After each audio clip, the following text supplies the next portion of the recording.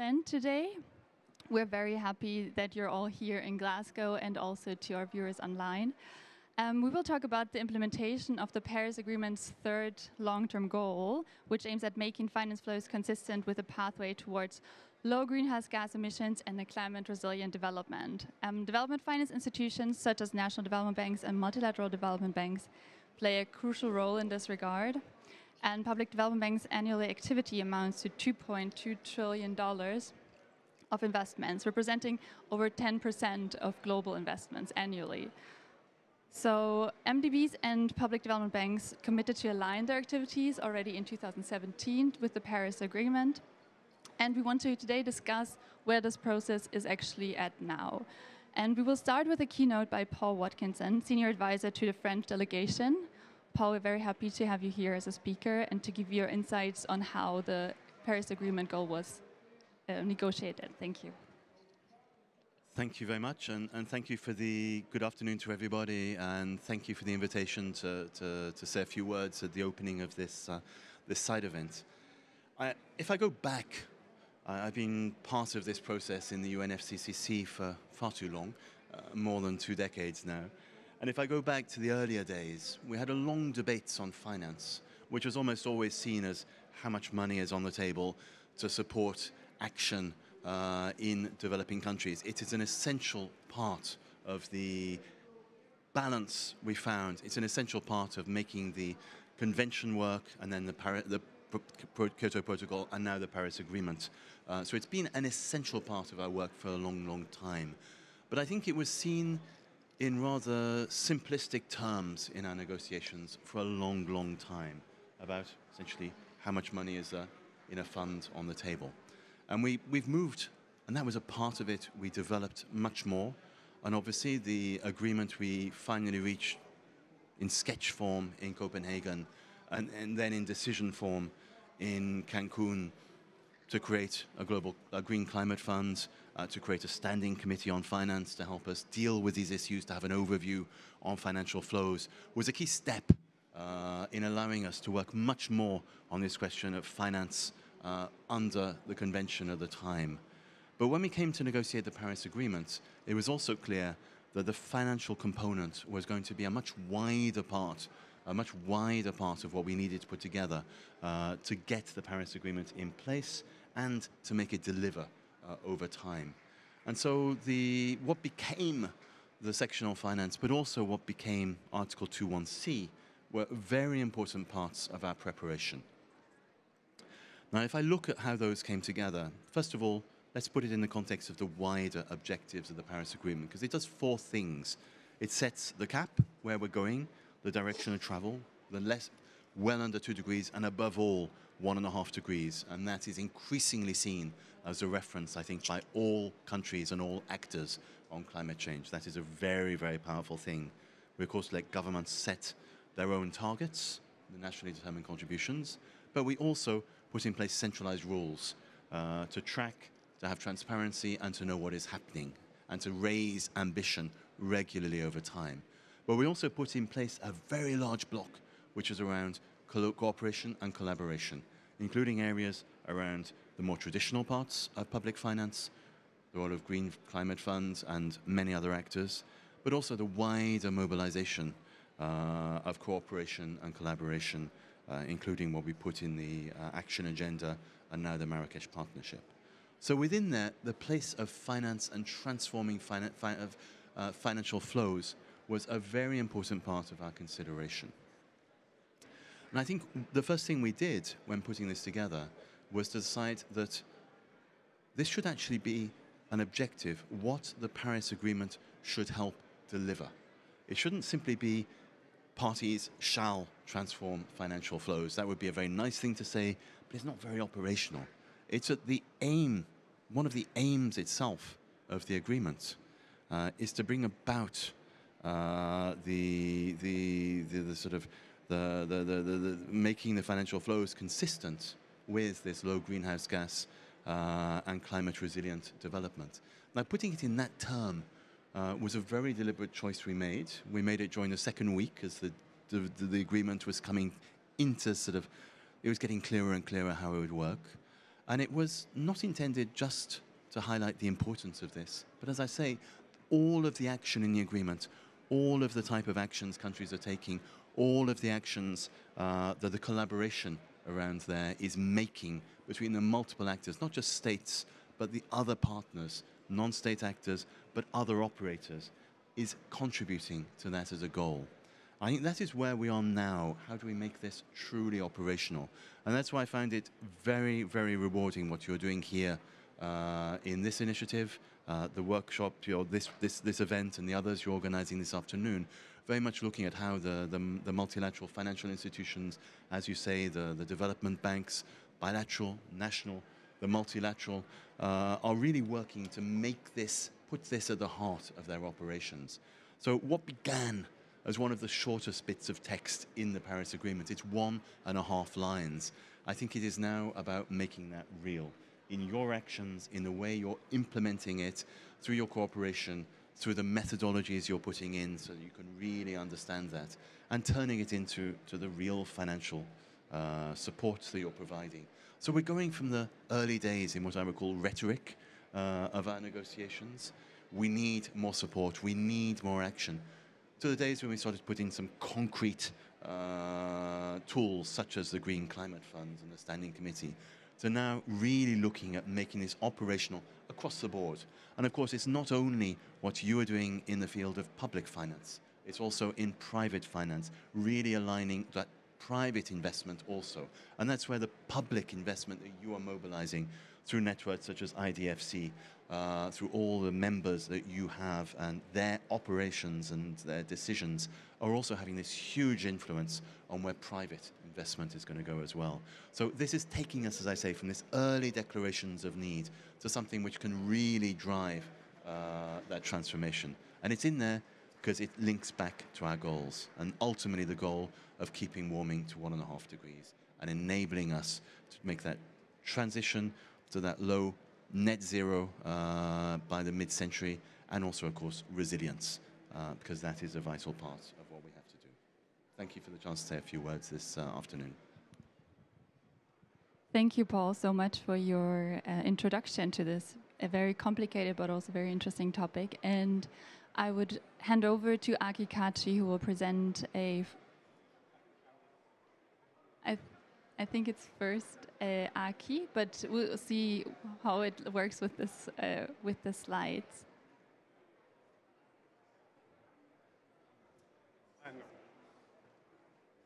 Next slide, please. Can we see?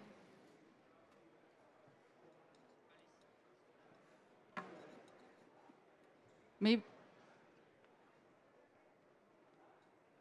Sorry. Next. Oh, sorry. Then there was a mix-up with the presentations, and that's why I would hand over first to Aki and then to Alice. Yes, thank you for that introduction. And I think that's also, I share this comment that this third 2.1c is really very special about the Paris Agreement. And it's not enough that we have a temperature target and a resilience adaptation target, but really, in order to actually achieve those targets, we need to think and rethink the entire financial system and really the whole global economy. And so within the framework of a project that we're working on, supported by the German Development Ministry, and supported by them, but obviously they don't necessarily share all of our views about everything. We've been accompanying the DFI, the MDB, and the IDFC process for a number of years now. We've been commenting on their methodologies for direct alignment of their direct finance for mitigation and adaptation.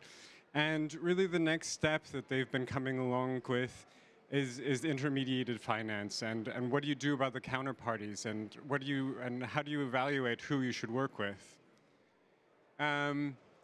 And intermediated finance is really a challenge because it's flowing through many different kinds of financial instruments, to many different kinds of financial intermediaries, sometimes through multiple financial intermediaries, through multiple sub-projects, and you don't necessarily always know exactly what the end use of the finance is going to be, and also what kind of impact am I having on my counterparty in working with them. But so basically, because you cannot impose your own criteria that you may have on direct lending, it really calls for a different, more holistic approach in terms of evaluating how you go about doing this. I think for us, it's really clear that ring fencing and earmarking is really not enough. If it were enough, we could really only think about the direct, for the MDBs, the building block 1 and 2 approaches.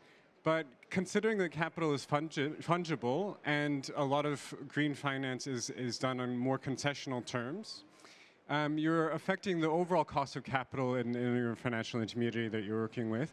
And in effect, you were subsidizing all of their activities. And so this demands a shift towards an understanding of a whole counterparty approach and a whole under approach to due diligence and knowing your customer. And a lot of financial intermediaries and financial DFIs are already doing this, but it needs to go much, much further. And just to give you a sense of how important this is to do, really a large proportion of finance that DFIs mobilize actually is going through financial intermediaries in the countries that they work with. For a number of countries, for a number of banks, it's actually a larger proportion than the direct financing flows. And to that extent, it really poses a large challenge to the Paris alignment of the DFI portfolios. And really, when a bank cannot call itself Paris aligned without considering what it's doing through its financial intermediary activities. We propose 4 dimensions of Paris alignment through FIs, and that means 4 dimensions of what we look at towards an FI when assessing whether they are Paris aligned. And to be honest, I mean, most DFIs themselves are not there, so this is really a journey. I think there's minimum criteria that we need to establish in order to even see we're going to have a relationship. But ideally, it's a partnership where the DFI and the partner intermediary in whatever country are going to grow together, and there's also a capacity building question along that journey. I'm going to focus on briefly mitigation and governance and more transparency here, just for brevity, but it doesn't mean that adaptation and resilience is not the focus, is not important. And I think it's telling that right now we have an exclusion list for a number of ESG issues in a number of DFIs. Climate is often not very prominent on that list. There's some mentions of logging and forests, but often it's more about other social issues. And we really need an updating of a lot of these exclusion lists to encompass much more of the climate component. One other thing to mention is that often these exclusion lists apply much more to the direct finance, and then the criteria for financial intermediated finance is often much, much thinner. In terms of transparency, we need to actually know if our partners are fulfilling their promises, or if it's a journey to fulfill the promises, that they're on their way and making progress in doing that. And I think the TCFD provides some of an approach about how to do that, but also the TCFD is in its early stages. And I think it's very interesting to note that the countries or banks that have, in the private sector, that have volunteered for the TCFD are still on that journey of learning how to report that and disclose that for their own portfolios. And of some of the largest banks in the world that have volunteered for this, there really have very few banks that have actually done this so far. And recent research coming out of the University of Zurich finds that a lot of these firms are cherry picking and reporting primarily non-material climate risk information. So there's really a high learning curve, not only for the private sector, for public sector banks, but all financial intermediaries in general. This doesn't mean that the framework is not good. It just means that it needs to be standardized, mandatory, and really mainstreamed.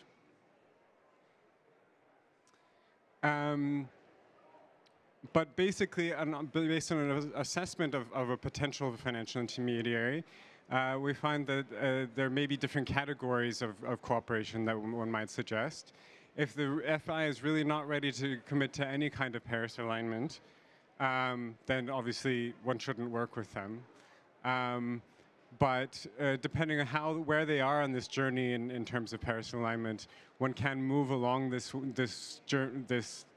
spectrum from perhaps Paris aligned SPVs for low and medium risk clients, together with technical assistance, onto sort of more general lines of equity and direct equity.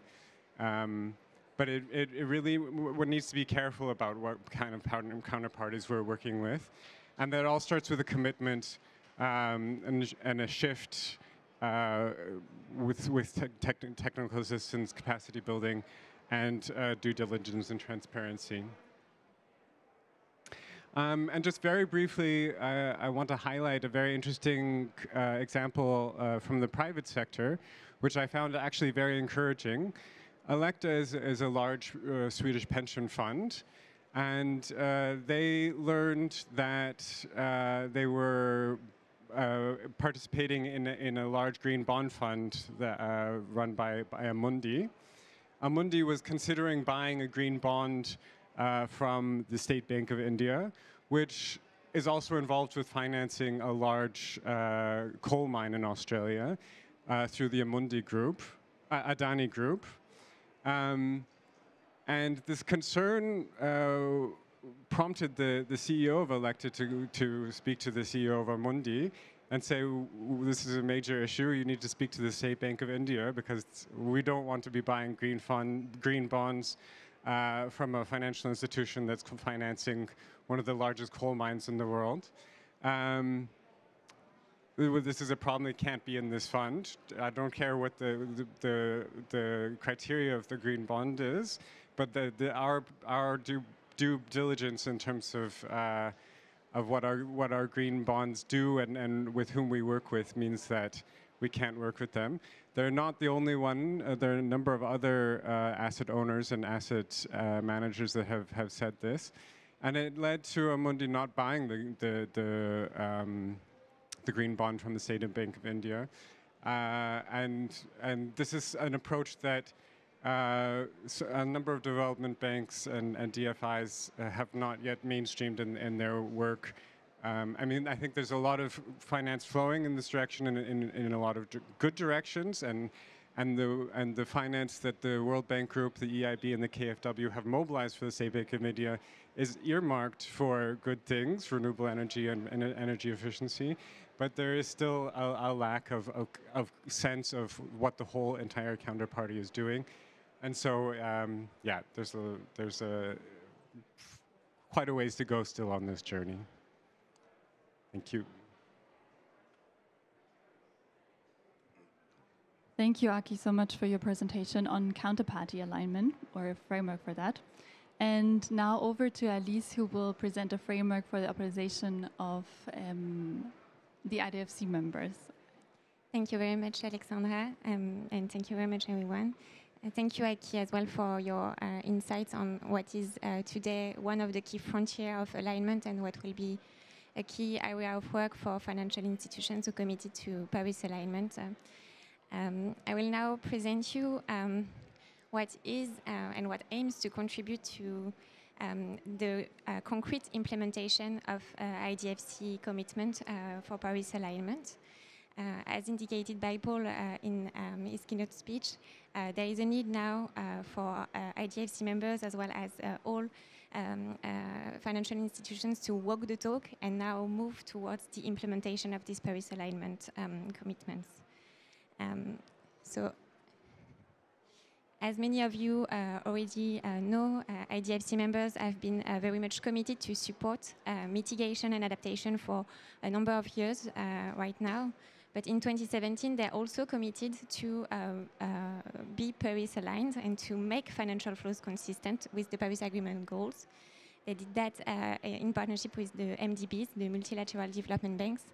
And this implies that in addition to their support for mitigation and adaptation, they will aim to maximize their contribution and really aim to have the most impact possible for the transition of economies and society, as well as also ensure that all of their operations and activities do no significant harm for mitigation and adaptation. So of course, this implies that they will have to implement a very comprehensive strategic process internally, as they will need to adapt internal priorities and procedures to make all of their activities consistent with the Paris Agreement objectives. And they will also need to support the transformation of activities and value chains across all sectors and countries. So Paris alignment is a journey for IDFC members as well as for all financial institutions. And this is a journey that will be different from one financial institution to another. Indeed, there is no one-size-fits-all approach for Paris alignment, and a tailored combination of tools and approaches will be needed. And IDFC members will have to adapt them depending on their mandate and the countries in which they operate. So we developed this tool together with NewClimate Institute, with this objective of really supporting IDFC members in the operationalization of this Paris alignment commitment. And to do that, we actually took the 6 principles of Paris alignment that were adopted by IDFC members in 2018, and we provided some key recommendations about what each of these 6 principles imply concretely at the strategic, at the operational, and at the country level. And then we also tried to identify the different tools and approaches that may be used to implement each of these 6 principles. So if I just provide you a quick overview of this operationalization framework, I very much encourage you to have a look, because it's a very comprehensive report with many information, and we really encourage all financial institutions, even if they are not an IDFC members, to take a look at. They could find useful guidance for implementing Paris alignment. But just if I provide a quick overview of what is included in this operationalization framework, taking, for example, the principle 1, which is increasingly mobilize finance and climate action. Indeed, the support for climate mitigation and adaptation activities will be critical, and climate finance is one essential element to reach Paris Agreement goals. So IDFC members will need in the coming years to really aim to maximize their own contribution to Paris Agreement. So this means that at the strategic level, they will need to have clear targets in order to really maximize their contribution for the decarbonization and the adaptation of economies and societies. And they should also, in addition to all of these targets for increasing their impact, they should also make sure that they also have targets to make sure that all of their financial flows are also consistent with the Paris Agreement objectives.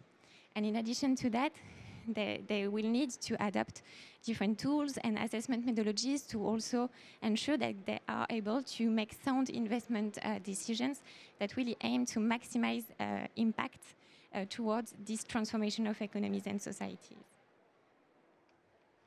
So if you can see directly on the operationalization framework, you will find a list of all the different tools and approaches that may be used towards these objectives.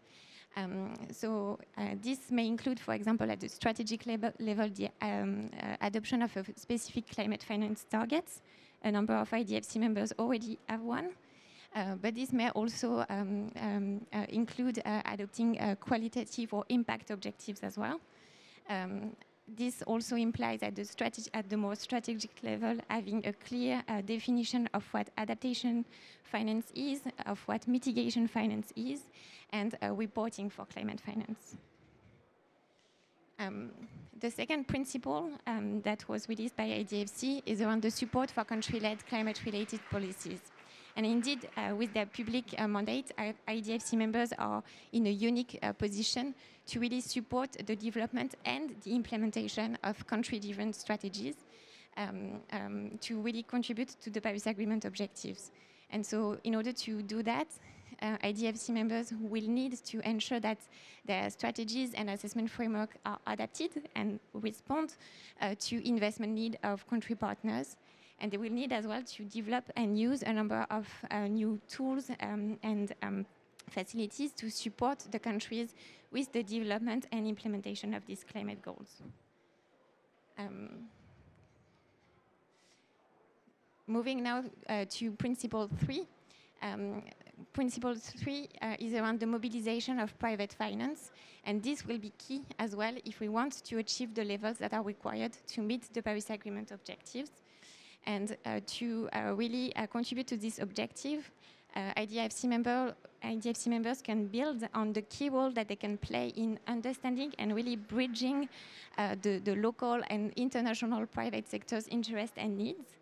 And they can, to do that, they can prioritize and develop a number of instruments and facilities to build capacity and leverage private capital to support these climate objectives. So this can be achieved, for example, by adopting a private finance mobilization target at the strategic level, but also by the development of, by the use and development of tools such as green credit lines, guarantees, and other risk-sharing mechanisms. If we move now to Principle 4, around the recognition of the importance of adaptation and resilience, especially in the most vulnerable countries. So it is, first of all, important to keep in mind that all countries will need to adapt to a changing climate, and that IDFC members can play an important role in really supporting these adaptation efforts in the countries in which they are operating. So it will be important as well for IDFC members to support countries, but also to ensure that they really foster the resilience of all the activities and actors with which they are operating. So to be Paris aligned, they will need to really take the local, national, and regional context into account when developing these strategies and assessment framework to really promote adaptation and resilience. And they will have as well to mainstream adaptation and resilience consideration in all of their operations. So today, most of the different strategies and tools that are available mostly include rely on a risk assessment framework, physical risk assessment at the project level, but also at the portfolio level and at the country level. If we look now at Principle 5, with Principle 5, IDFC members have committed to support the transition away from a development model dependent on fossil fuels, as well as to prioritize actions that will indirectly support this shift.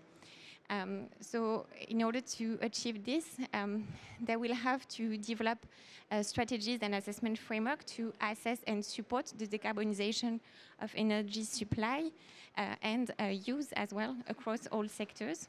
And when doing that, they will need to also take the national context into account, as well as the level of ambition of the Paris Agreement mitigation goal.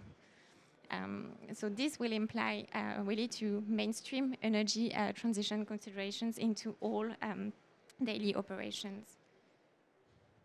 So around this principle, it is interesting that, for example, MDBs, as well as other financial institutions, are differentiating between the screening tool that will aim to really assess the financial risk related to the transition of economies and societies at different levels, project, counterparties, or country level, but also that aim to identify the consistency in terms of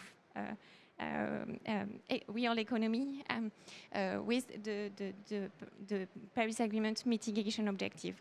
So here we also see that new tools such as decision trees may be used, for example, to also assess really the consistency with mitigation objectives. And finally, the final principle for this Paris alignment framework is around the internal transformation of the institution, and this will be key for IDFC members, as they will need to really transform their institution, to really change also the mindset of their institution, to really have it at the core of the financial institution. So one of the first steps will be around the review of the compatibility of the institution's mandate with the Paris Agreement objective.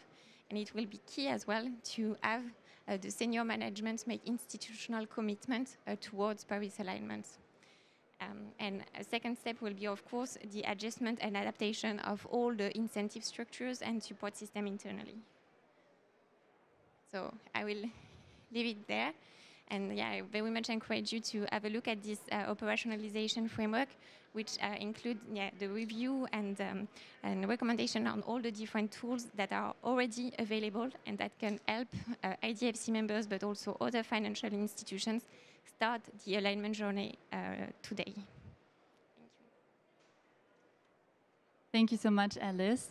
And now we want to move to our panel discussion, where we want to discuss with IDFC members where they actually currently are at their journey. So for this, I would kindly ask you to free the seats for our panelists. Thank you both so much, and we encourage you also to then engage in the discussion afterwards, of course. We would value your expertise, definitely. So we have Alexis Bonnel from the French Development Agency. Hello, Alexis. We have Julio Leite from the Brazilian Development Bank. And we have also an online panelist. I hope we can see him as well. Yes, perfect. We have Alexander von Kapher from the KfW in Germany. And we are maybe also having another panelist, Zazondi from the Development Bank of Southern Africa, joining us a bit later, maybe, hopefully, we'll see. So thank you all so much for being here. And we maybe want to start with the first question of where we stand in the operationalization process of the Paris alignment, and wanted to start with the AFD. So what is the AFD currently undertaking to operationalize Paris alignment? Thank you. Well, thank you very much for the invitation, and many thanks also for all the think tank effort that is building up on this important topic. This is extremely useful for us as we move forward in the implementation of Paris alignment and the related ambitions. So maybe I would like to start by telling you a few words of where we stand in our alignment journey. And I don't know if we could bring a slide up on the screen, if that's possible. And I don't know if there's a clicker somewhere, or yes, if there is. There it is. So I will take control from now on. Okay. So I was, just as a quick introduction, I just wanted to build up on what Paul mentioned at the beginning of the session, telling the story of how the financial issues started being addressed in the negotiations, and starting with sometimes very simple approaches, but it was a beginning, and then it became much more ambitious and therefore also complex, probably. And this is exactly what we have experienced within the AFD. When we started our alignment journey, well, first of all, I should say it's a never-ending, everlasting process. So there's an arrow up there. I don't know if that one is the end. We'll see. And it is not either a linear process. It's a bumpy road. And when we started, what we tried to do, that was in the mid-2000s, 2005, 2007, the first climate strategies of AFD, we were focusing on doing good things, meaning implementing a project-based approach where we were looking for projects that would generate climate co-benefits. And that was it. That was the center of our climate strategy back in 2005, 2007. And for this to happen and to be followed and to be accountable for that, we were developing technical and economic tools. We were putting together quantitative assessments, particularly the assessment of carbon footprints of the projects we were financing. But in the end, although this is still very useful, of course, and all of what I will say is cumulative, it's not either or, but it still was quite fragmented thinking, focusing on projects that were doing good. And if you look back at the annual reports of the time, you would see many nice pictures of wind farms and renewable energy projects and so on. We still have them in our annual reports, but that was the basis for our climate focus. And then slowly but surely we realized that maybe that was not enough, and we needed to move from doing good things to doing things right, meaning that we would start implementing a wider approach at the portfolio level, focusing to start with the use of proceeds and the projects for which we knew what our finance was being used for, and this is where we started looking at alignment and longer-term considerations also in assessing the quality of our activities vis-à-vis climate change and the Paris Agreement.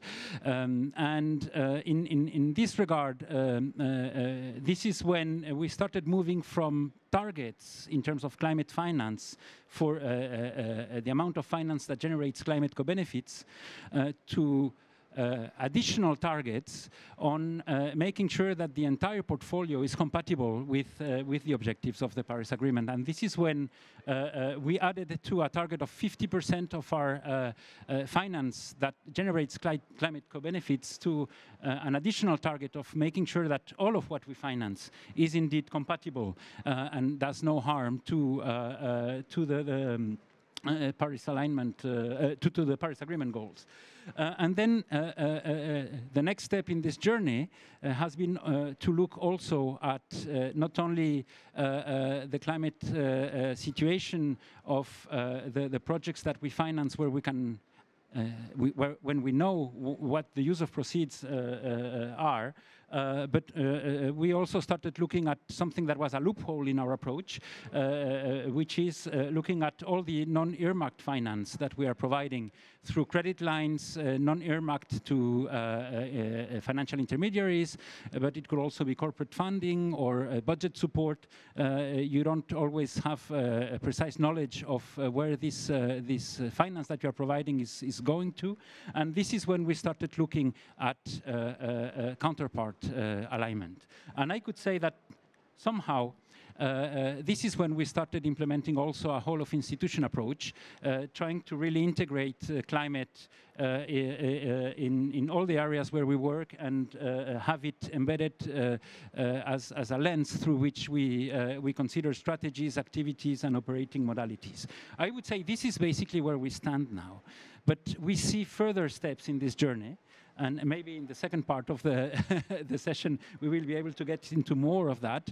But we feel the need to move from a situation where we try to do things right according to this whole of institution approach and a wider portfolio approach, and try to do the right things. And what does that mean? This means understanding that when we are operating in a system. It's not only about us and about us being aligned, it's also about understanding where we are intervening and what are the others in this system doing, and trying to find the best positioning possible, the best tools possible to contribute to a systems approach of progressing towards more alignment. And I would say this is the next frontier in our approach that we're starting to investigate these days. And this implies moving from counterpart alignment because we cannot follow the use of proceeds. And this is how we entered this space, looking at financial intermediaries and the alignment of those intermediaries as counterparts, because we were not able to understand where exactly the finance that we were providing to them was going to, and therefore we could not assess the use of proceeds alignment. But moving from that perspective to an even broader perspective, realizing that it certainly is important to have a better understanding of the level of alignment of our counterparts, simply because they are our counterparts, and that we need to have a clear understanding of where we are intervening in the financial chain when we are providing finance in a given to a given counterpart that is part of a chain. And this goes way beyond looking at those who are receiving finance from us. It should also imply down the road having a look also at those who are providing resources to us. And we understand that some development banks are moving forward in this space. For instance, EIB recently, last week, released an approach on an overall counterpart framework, and this is the type of things that we are also exploring these days, building on financial intermediary alignment approaches. And let me just say that this type of ambition in the alignment journey is represents a huge change and a huge ambition, a new ambition, because it implies having also a better understanding of the political economy in which you are operating. If you start assessing the level of alignment of all of those you work with in a financial chain, if you start reflecting on doing the right things, what does it mean, right? Everybody in the financial chain has an interpretation of what right means. And having an analysis of that political economy is also something that we are increasingly interested in. It also implies a small revolution in terms of accountability frameworks, because in this space, the classic quantitative assessments are not good enough to give you information about where you stand, and you need more qualitative assessments, particularly on the political economy side. And how are you accountable for that? How can you make sure that you're making progress on that? I think this is yet another think tank territory type of question that would tremendously help us have better tools to also account for this qualitative part of the story.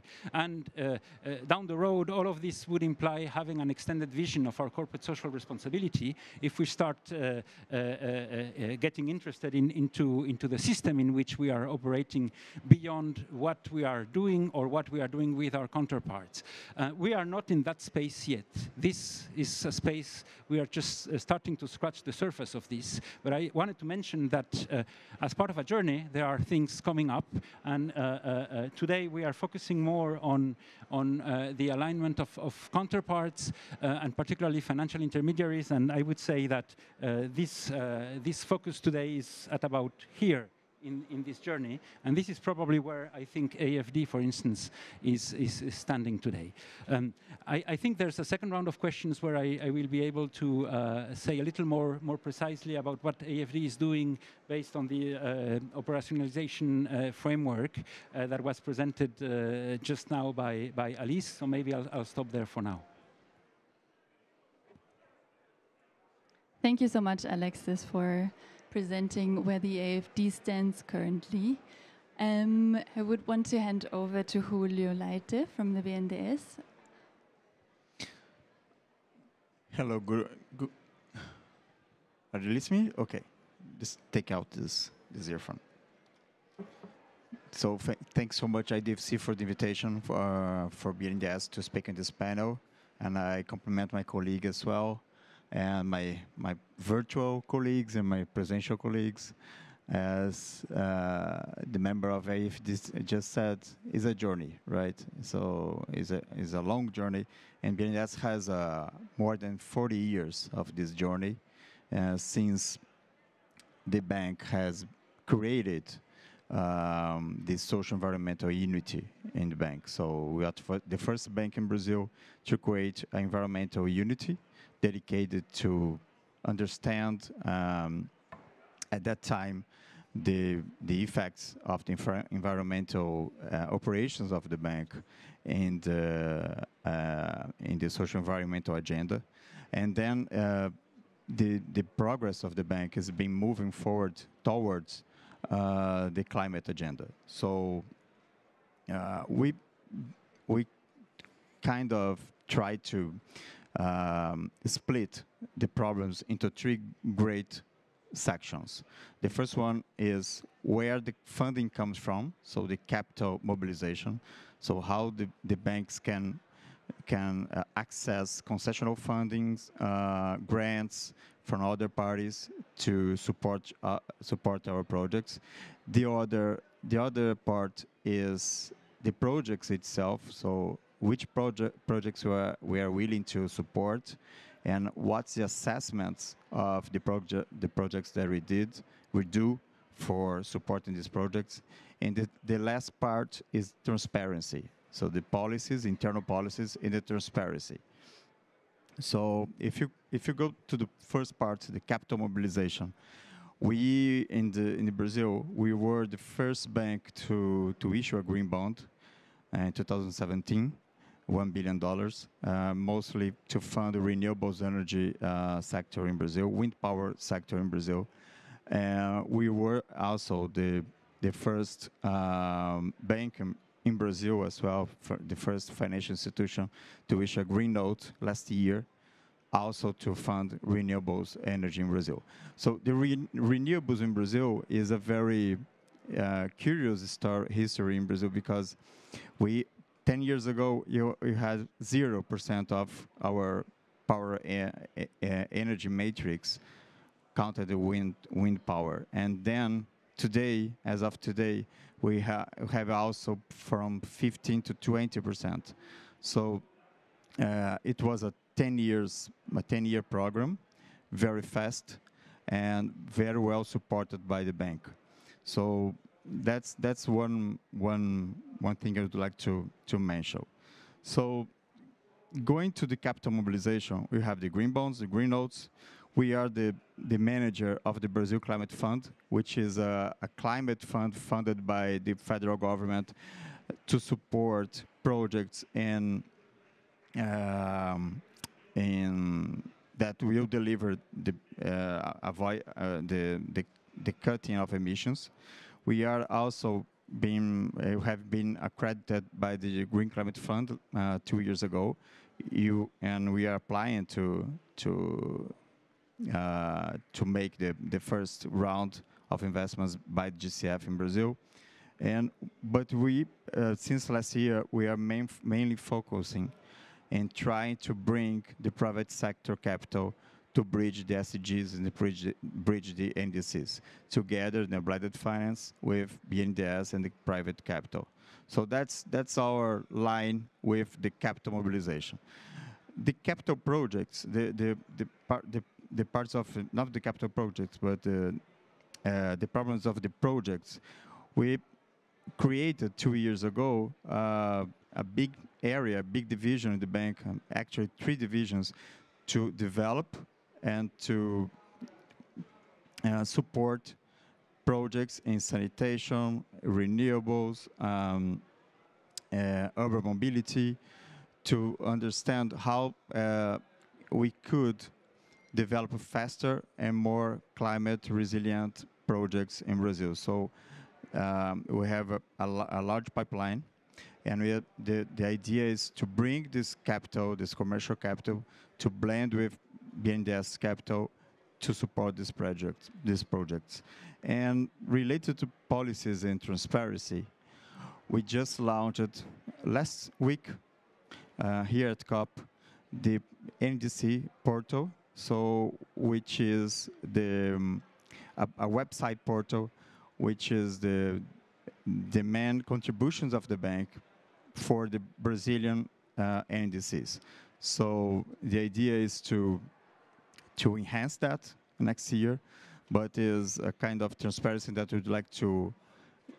There's a kind of transparency that we'd like to inform, because at the end and the bottom line, you have to be able to communicate to society what are our contributions for the NDC. So in short, that's our activities for now. Thank you so much, Julio, for giving us these 3 areas of challenges and activities that you are currently encountering. I would now want to give the floor to Alexander von Kapher from KfW, who is joining us online.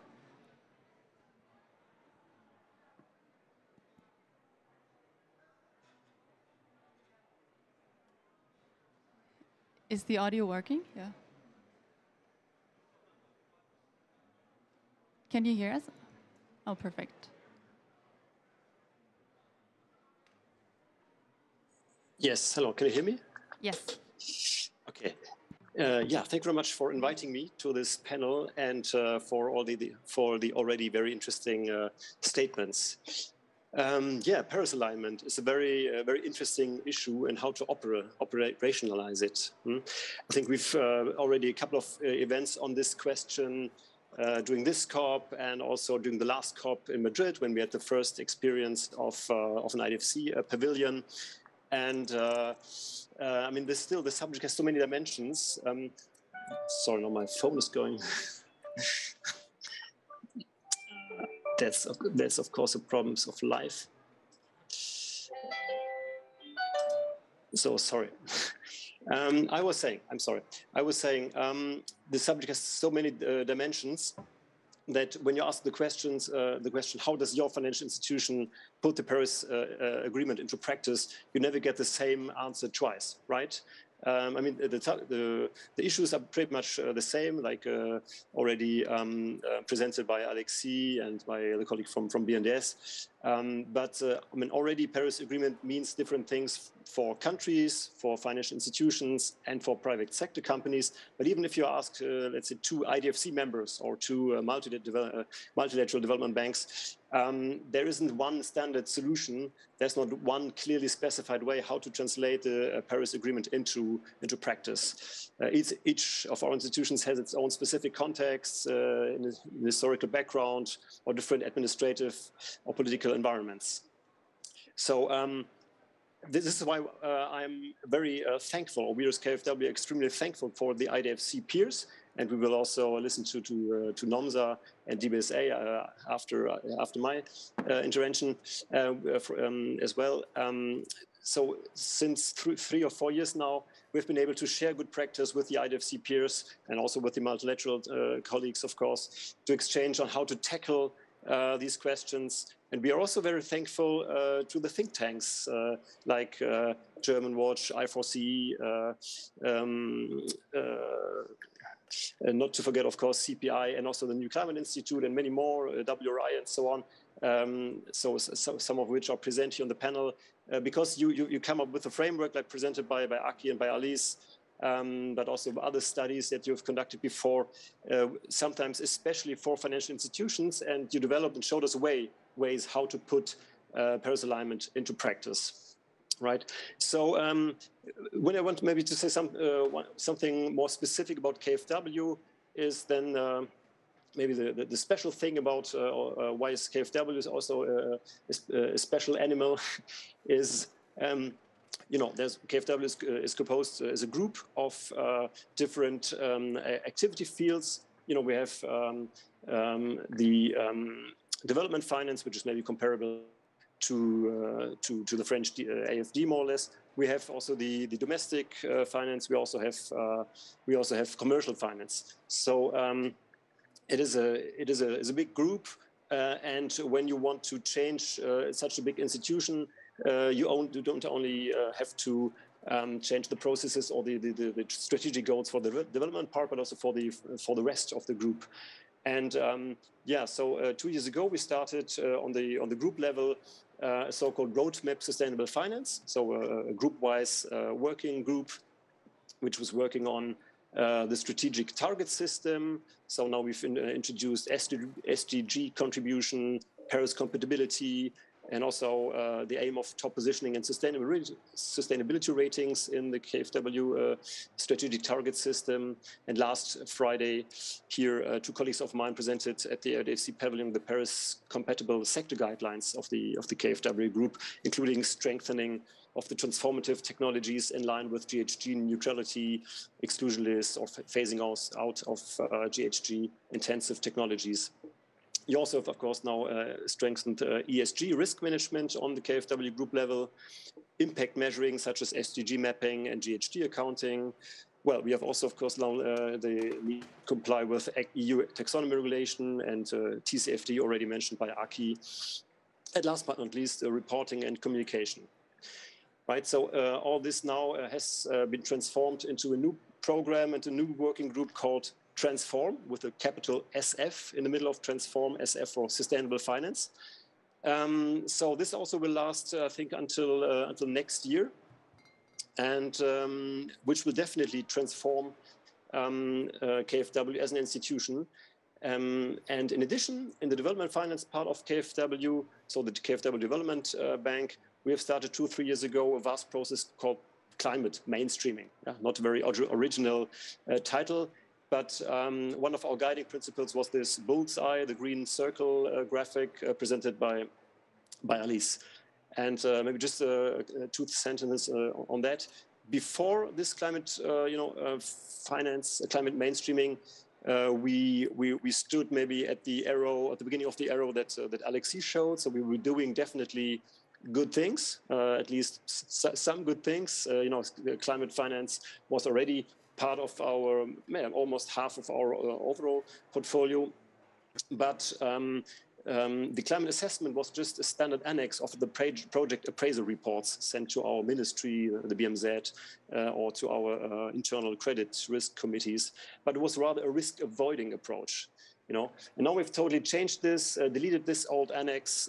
Instead, from the very beginning of a project idea, in the design phase, now every portfolio manager at KfW has to undergo a process that guides you through potential climate risks in order to identify them, but also to identify, of course, corresponding mitigation measures to those risks. And if data collection is still needed for this analysis, you can still include this in a feasibility study prior to the financing agreement. Also, now you have to analyze the relevant NDCs. This is now to become systematic and show our contribution through the financing or through the project. You have to assess also now the GHG reduction impact as well as the carbon footprint. And we also now have to, of course, to provide sector-specific tools for the portfolio manager for that. So maybe to resume, a lot of things going on in parallel. Sometimes I also myself think for some questions KfW could have moved faster, no question. But as it was put a couple of times already by the former speakers, it is a journey. It is about change management in a huge institution. So I'm quite sure that we are moving towards the right direction. And also quite quickly in some questions, and definitely will now try to keep up the pace in other questions as well. And this again, this is what I like a lot about this IDFC exchange, and also the exchange and the challenges that we have with the think tanks. We quite among the IDFC peers, we're quite similar. But sometimes you see that maybe, AFD quite early published their subscribe to the 100% Paris alignment. Then also some other IDFC institutions maybe, overtook us in some questions. And then we of course, are challenged and try how to cope with the situation and maybe what to implement based on their experience at ourselves. And I stop here for a moment, but I mean, given what is currently happening in Germany, I suppose that the current, the incoming government will be definitely more greener than the last one. And also given that what was discussed and decided and announced during the COP in Glasgow, I think it's thrilling times also within KfW, and there's a lot of transformation going on during the next months still. Thank you very much. Thank you so much to you, Alexander. Now we would want to hear from Noam Zazondi from the Development Bank of Southern Africa. Thank you so much for coming here. We know it's very busy these days, but you made it. And yes, where does the DBSE stand in terms of Paris alignment? Can you give us some insights on that? Thank you. Okay, thank you very much. With regards to basically trying to align to the agreement, DBSA has learned a lot, particularly from the partnerships that we have with our partners, IDFC, the work that we do together with IDFC and the MDBs, the Mainstreaming for Climate initiative as well. So we have learned a lot. We have also shared some lessons with these partners. And generally, with regards to operationalization of the alignment itself, I would say maybe with regards to element number 1 on mobilizing funds for climate action, DBSA had already been involved around financing of renewable energy projects, particularly with the participation of the bank in the Renewable Energy Independent Power Producer Program of South Africa. I think it's a program that's world-renowned. There's a few countries that also want to learn from that program. So we have actually mobilized funds, our own funds, and partnered with other financial institutions, commercial banks, other development financial institutions like the Industrial Development Corporation of South Africa. So we do have, a good portfolio around, renewable energy-related projects. So much that at some point in time, when we're looking at the transition risk, we realized that yes, we are really at a risk because we have relied a lot around, energy-related projects. Now, in terms of the overall operationalization of the Paris Agreement, we have, as I've indicated, we have worked with our partners, maybe to begin with regards to defining the activities themselves. What is climate finance? We have gained a lot from the partnership we have with MDBs and IDFC, where we have the principles for mapping climate finance, this climate finance mapping tracking principles. So we've been actually using that to define the activities that we would regard as climate finance. As some of you may be aware, those principles are currently have been reviewed. We have participated as DBSA through IDFC around the review of those principles. And we are hoping that at the end of the day, as we try to align with the agreement, as we try to engage our colleagues in the bank, at least we have, definitions that are actually recognized worldwide. We have used the same principles around identification of those activities when we report for our climate finance mapping that we always send to IDFC, which is compiled into the IDFC report. So we recently as well, our government has put together its own taxonomy, because remember, at the end of the day, we also have to report to the government as we have to align to the national strategies.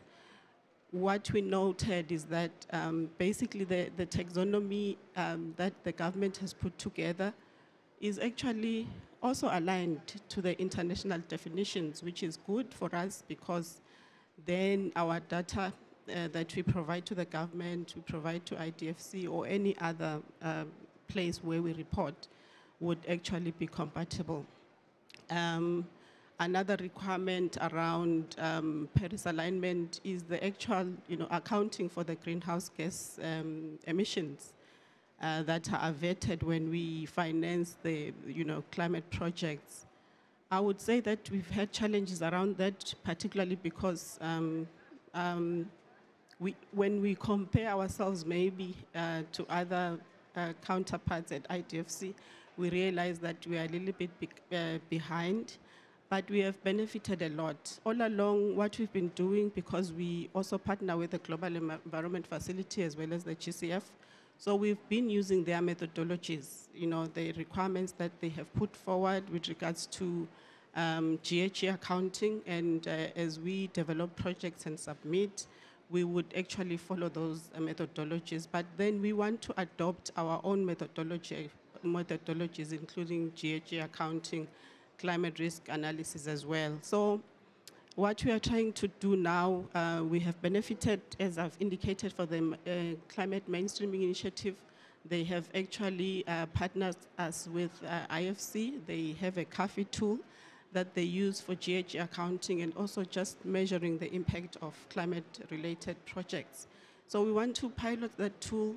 We want to see what it can do for us as an organization.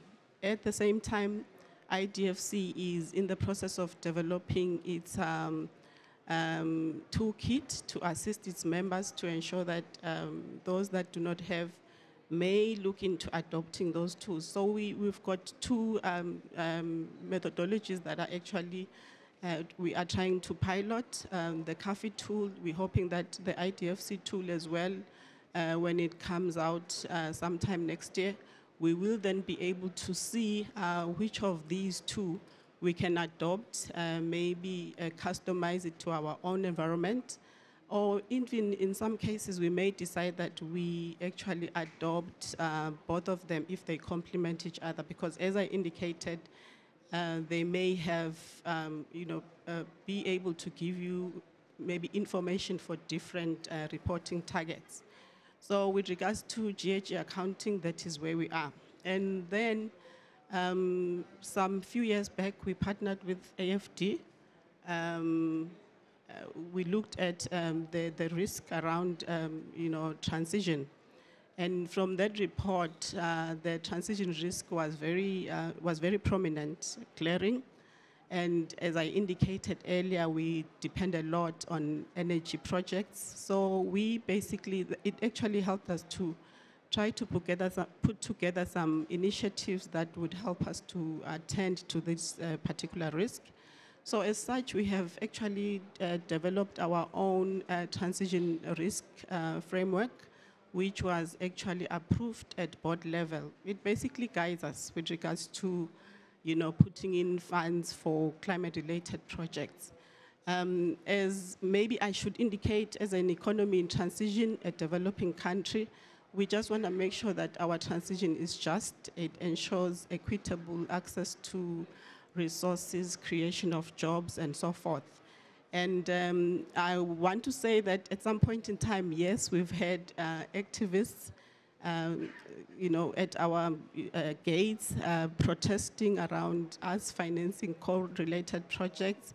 At some point in time, they were even protesting against the overall government renewable energy program, saying that it's going to actually cost jobs to implement this program. So I believe that in us trying to align to the agreement, we should also involve our stakeholders, create awareness around, for example, renewable energy projects. They are not really going to cost the country some jobs, but they're still going to generate more jobs, and people can participate equally in the overall process. Also, with regards to attending to climate risks, at the project level, when you're looking at the physical risk, we are also hoping that we are going to benefit from the IDFC toolkit that is going to be released sometime next year. And we also want to integrate that, mainstream it into our due diligence processes, so that we actually will be able to mitigate risks that are associated with climate projects. I think the main challenge, Paris alignment is relatively for us a new phenomenon. Therefore, we really would want to train our colleagues within the bank For example, when you're looking at climate risk analysis, you have to involve the overall team, the investment officers, ESG specialists, climate, and so forth. Therefore, we want to train everyone that is involved in the financing of the projects, the due diligence process as well. So I would say at high level, this is where we are with regards to trying to align to the agreement. Thank you. Thank you so much, Nomsa. Because we are running a bit out of time, I would first look into the audience and want to maybe open for questions from the audience, if there are any. Yes? Should we? There is going to be a mic here for you. Yes, hi. George Thurston. I'm a professor of environmental medicine at the New York University School of Medicine.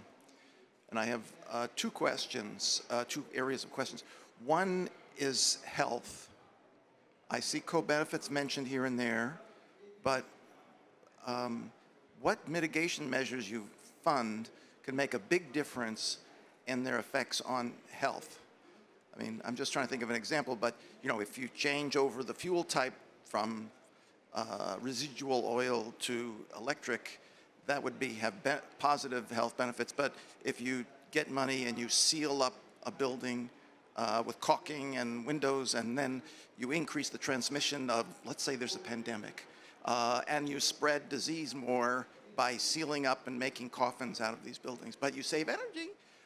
So, there's trade-offs, and where in here do we, use health outcomes as one metric? And then the second thing is accountability.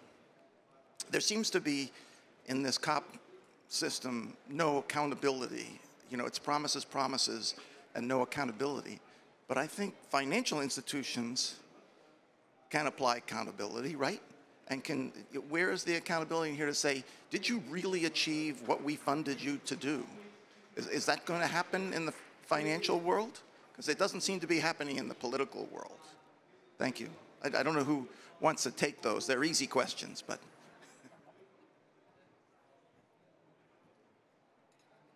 And do you want to respond directly, or should we collect some questions? Yeah, because there are more. Maybe we have another question, and then you can decide who wants to respond. Yeah, hi. Rainer Axter from Adelphi. I have a question in regards to, because we have here 2 banks from developed countries and 2 from emerging economies. And what we sometimes find when we work with banks on these processes of climate strategies, that the systems are reversed sometimes. So there are sometimes risks for a logic from a developing country logic, which are not risks in a developed country, and the other way around. And I wonder if this is considered somehow also in the logic towards the Paris alignment, because it's not always the same. And we already hear that. Nomsa mentioned that there's a big element of the just transition, which might not be such a big scheme in other contexts. Thanks.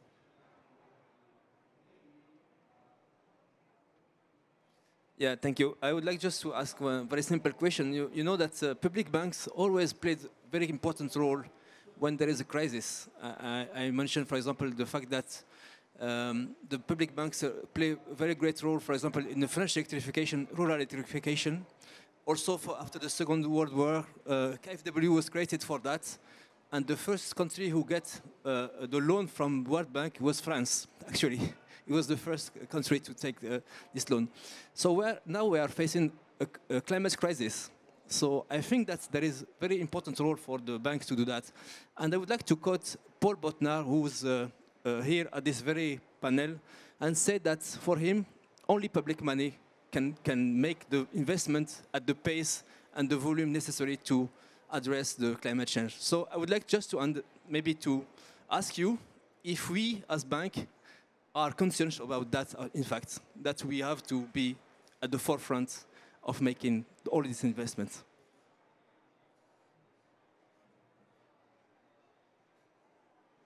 Hi, if there's time for one more question.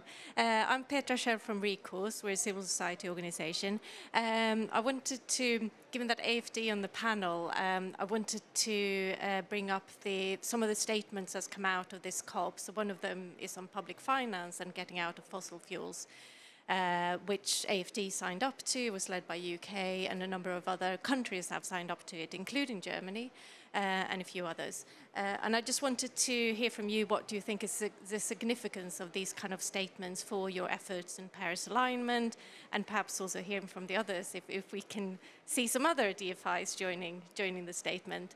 And the other thing, I was really grateful that I've forgotten your name unfortunately, that you brought up the issue of the civil society and making sure stakeholders are on board and being part of the process. So I perhaps wanted to hear from the other ones how you engage with your stakeholders as well, in particular civil society and project affected people and so on. Thank you.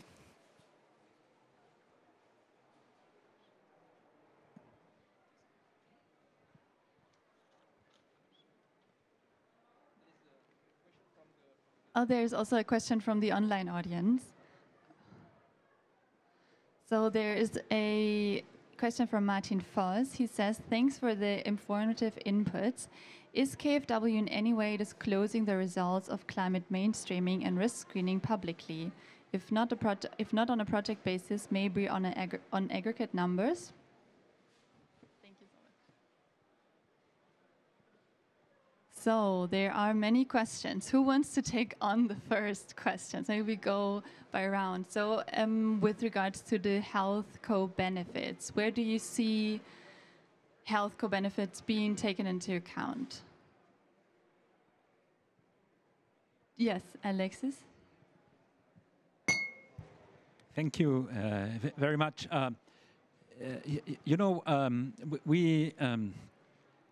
Getting back to the 6 principles of operationalization of Paris alignment that were presented by Alice, we've tried to look at those principles and see where we stand and where we can make progress.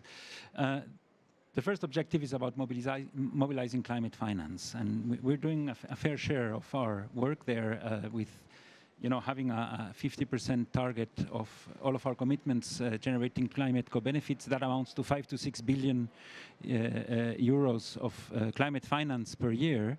That's a lot. And one of the areas that we are now investigating is the quality of that finance and the sustainable development quality of that finance. It's not only about the climate co-benefit, it's about the broader sustainable development impact. And so what we've identified as next step, and we've started in some sectors, is make the connections with the different other major areas of sustainability that also need to be embedded in all of the climate finance that we are providing. And that includes making the connections with biodiversity, gender, but of course health and other topics. And these connections, they generate opportunities, but sometimes you have trade-offs. And that, I think, and that's part of another, that could help also fuel a possible response to another question. This needs to be handled in dialogue with counterparts and stakeholders. The trade-offs and opportunities, first and foremost, they are those of the different stakeholders involved in a given sector. And we see ourselves as generators of dialogue around those opportunities and trade-offs. For that to happen, you need to have information, you need to connect the dots, and then you need to bring people together to have a discussion about that. I was mentioning in my first remarks, if you remember the graph and towards the more ambitious side of the alignment journey, there's this issue of political economy. That needs to be part of the discussion. And I think when you have opportunities and trade-offs, this is where having a better understanding of the political economy around that and how you as a development finance institution can bring added value is something that is critical. And in this respect, it is very difficult to have a straightforward general answer to your question about the connection with health. it will depend, if there are trade-offs, it will depend on the local situation and the context and what the different stakeholders are discussing and how they are discussing it. Are they informed enough? Do we have the right people around the table to have the discussion? And promoting all that, I think, is one of the next frontiers that we are trying to overcome. In general terms, as I quickly mentioned, all of our projects are screened through a sustainable development analysis. And that includes, for climate projects, looking at all the other sustainable development impacts or, in some cases, issues that these projects might generate. And if the issues are too high, then we sometimes even withdraw from a project. If they are manageable, or of course, if they generate benefits, then we push for more dialogue in the case of trade-offs, and we try to promote the opportunities to, through a climate project, generate other sustainable benefits whenever we can. But this again is a journey, and there's a lot more to be done. But one of the potential ways to move forward again is to have a better understanding of what are these trade-offs and opportunities, and where are the different stakeholders? How are they positioning themselves in this discussion, and that understanding is key, I believe, for us to make the most impactful intervention. I'll stop there for that question on health. Thank you so much. Do you want to add something, Namza? Or do you want to respond directly to another question? To another question. Sure. Yes, I just wanted to share the ideas around what DBSA does with regards to providing services in the kind of rural communities. As a development bank that is wholly owned by government, we have a particular responsibility to work with our municipalities. Municipalities that are, metros, for example, we believe that they have the capacity, they have good balance sheets, and they can basically finance their own projects. And if there is any project that they would like to source funding for, they release a tender, we bid like any other financial institution, so we compete. But then there are those smaller municipalities, which we call district municipalities. So with regards to those, we've got a particular responsibility to assist them to put together infrastructure development plans. And those plans are 30-year plans. And what we try to do right now, looking at Paris alignment, we also want to integrate the climate-related issues in those infrastructure development plans. So we work closely with our planning colleagues, assisting them to put together, some kind of mainstream climate-related issues into those plans. And also, I want to mention that DBSA, having been given this responsibility, we also had to set up an infrastructure delivery division, which basically looks into implementation of projects at that level of municipalities, because we know that currently maybe the challenges are around capacity, the institutional setup as well in those municipalities.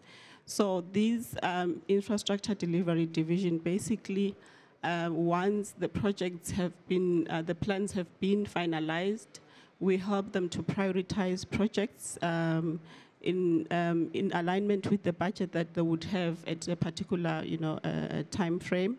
And we basically also assist them to actually implement those projects. For example, if you're looking at EPCM contracts, we would want to take over that, responsibility and hold them by the hand until a particular project is actually delivered in that municipality that has got less capacity. We also want to make sure that the money is used for, the project that they were meant for. We also want to make sure that we prevent corrupt kind of activities, and that's basically the approach that we have taken with regards to delivering services in the rural kind of environment as DBSA. Thank you for this addition. Can I make just a compliment for the health Sure. question? But I think I can try to tie to some other questions. Actually, we do not have a health evaluation itself so focused on health, but our understanding is that we make a broader evaluation of the projects. So social environmental of the projects. And I would like to pick one example from Brazil. So we in Brazil are only, we only have 50% of sewage collected in houses.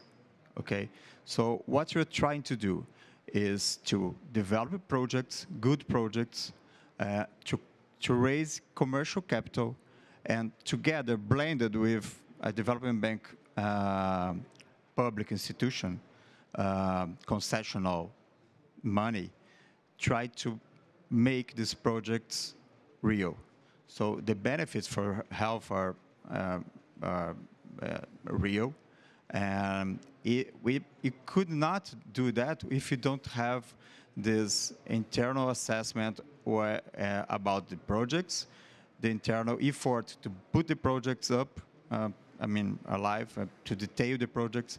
So that's one example I would like to give you, but you have a series of other examples who have positive externalities and positive good impact on people's health. So just to try to complement my colleagues' answer. Thank you so much. I would also want to give a chance to our virtual panelists to answer the specific question to KfW on disclosure, on the numbers, but also maybe at the question that Petra said on what the announcements would mean for other development banks, as you also already touched upon this in your presentation earlier. Okay, thank you very much. I will start with the KfW specific question, and then on the second one you just mentioned, so maybe then also giving the opportunity for the others in the panel to add something. So if I understood the question from the chat correctly, it was on what regarding the climate mainstreaming and the climate risks I mentioned. What does KfW disclose, right? So when you publish or aggregate impact, it is always a big question. How can you aggregate impact?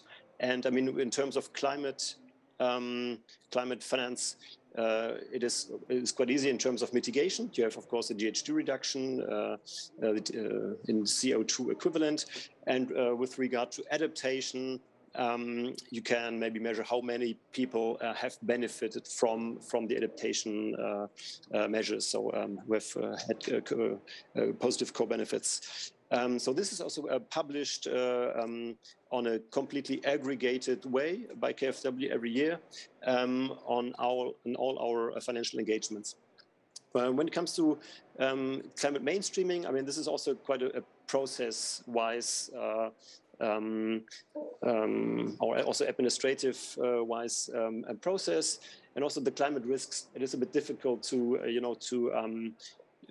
aggregate them because we don't weigh them maybe in monetary terms. And a climate risk in a certain area in Kenya has maybe nothing to do with another climate risk. I don't know, in southern Brazil, for example. So I don't see the point of aggregating them. But in that case, we have a transparency portal also on the internet where we publish information on our projects. So it's rather project-wise, and in that matter you can also see, and it's also disclosed, what climate risk we then identified in the specific project and what are we going to undertake in order to meet those risks. And sorry, with regard to the second question, it is true. I mean, as I said, there has been now the decision or initiative on phasing out of financing fossil fuels and non-abated fossil fuels and so on which has also been now signed by Germany. And this is will definitely have an impact on KfW. As you may have mentioned, Germany hesitated for 1 day or two before signing it. So there are discussions ongoing between our government and KfW.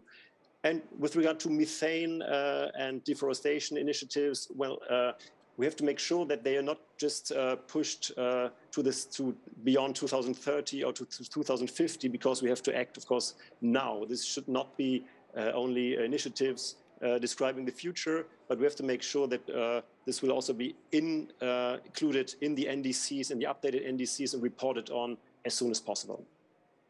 Thanks. Thank you so much. I would want to give you the opportunity to respond to the question about the same question that Alexander just answered, because Petra just mentioned to the AfD. So what would this mean to the AfD?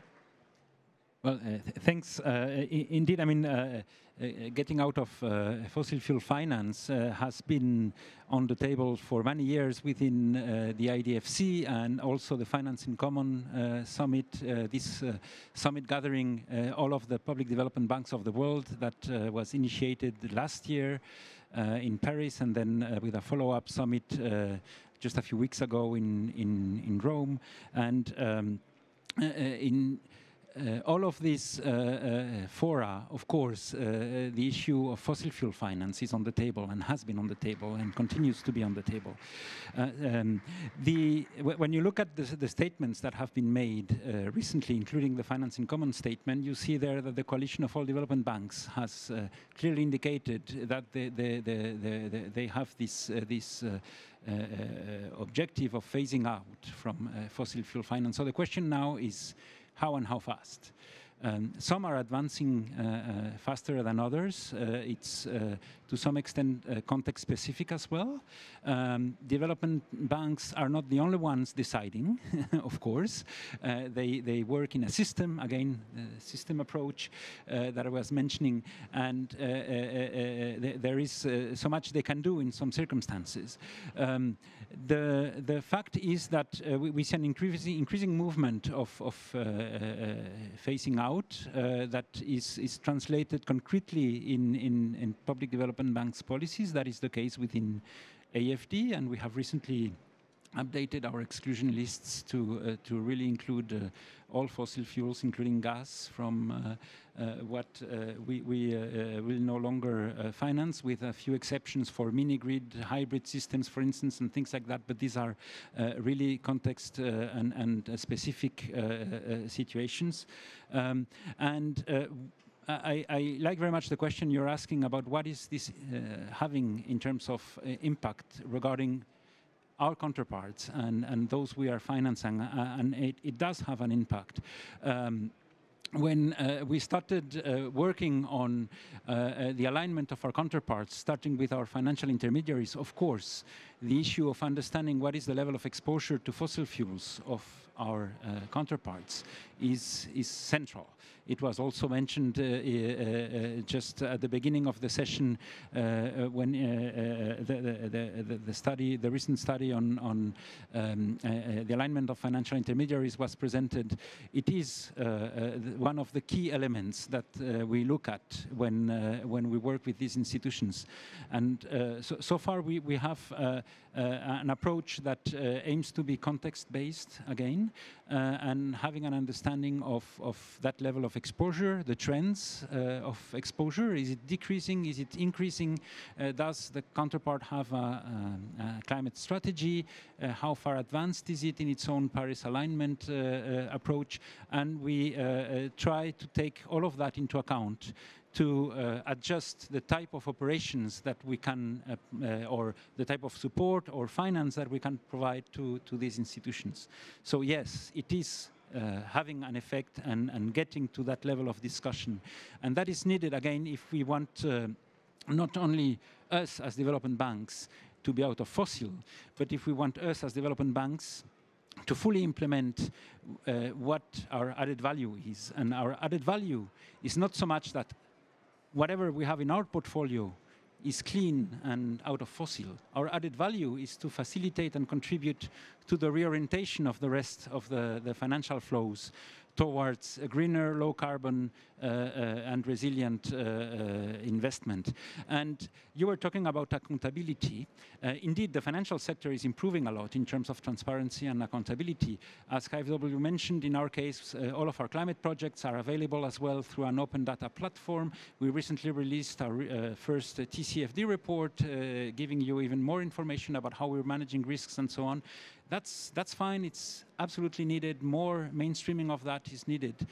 But the question I wanted to raise, and this is a challenge, is that if we consider development banks' responsibility as one of helping the reorientation of all the flows towards Paris-aligned action, according to Article 2.1c of the Paris Agreement, if public development banks have a role there, then the accountability should also be on our reorientation effort and performance, and not only on what we are directly financing. And that is tricky. We're trying to put together elements on that. We are trying to partner with other think tanks, peers within the IDFC, within the Financing Common Summit, with other financial institutions outside of the public space who are also struggling with these issues. And this is one of the key challenges that we need to overcome. It would help us tremendously to have better tools to build the accountability about what is really the core of our added value, facilitating the reorientation of the rest of the financial flows. Thank you so much, and I think you also answered in part Mustafa's questions. So thank you so much to this excellent panel, and thank you so much to Alice and Aki again for their inputs on this panel. And I think we run over time, so thank you for bearing with us. And I hope you can resolve the rest of the questions maybe bilaterally. So thanks a lot again.